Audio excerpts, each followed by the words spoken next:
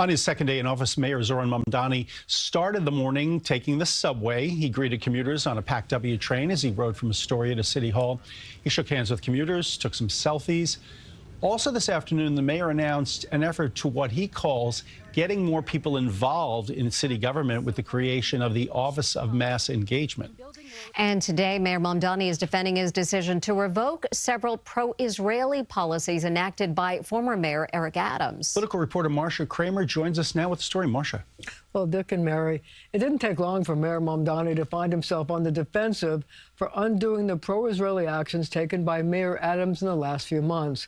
In the face of a strong backlash from Jewish groups, including the Consul General of Israel, he insisted his administration will be a government that combats hate of all kinds. My administration will also be marked by a city government that will be relentless in its efforts to combat hate and division. On the day after he took the reins of power in New York City, Mayor Mamdani found himself on the receiving end of sharp criticism by Jewish groups for his decision to revoke a number of pro-Israel executive orders signed by his predecessor. One rolled back the adoption of the International Holocaust Remembrance Alliance definition of anti-Semitism.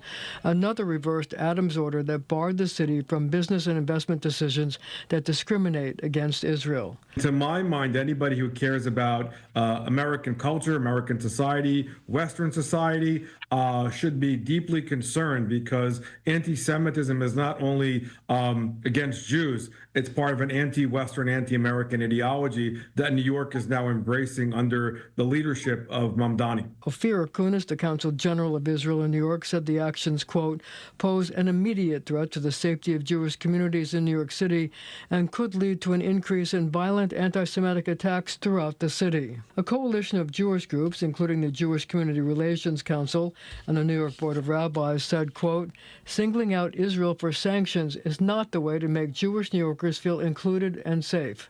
The Council on American Islamic Relations denounced anti-Semitism, but defended the mayor's actions as the restoration of free speech. We should be able to speak against Israeli policies as well without being labeled an anti-Semite or discriminating against an entire faith group. The mayor insisted that his administration will protect Jewish New Yorkers. And we will showcase that by fighting hate across the city, and that includes fighting the scourge of anti-Semitism, by actually funding hate crime prevention, by celebrating our neighbors, and by practicing a politics of universality. And the mayor said that he had revoked executive orders signed by Mayor Adams after he was indicted on corruption charges so that his administration can start fresh.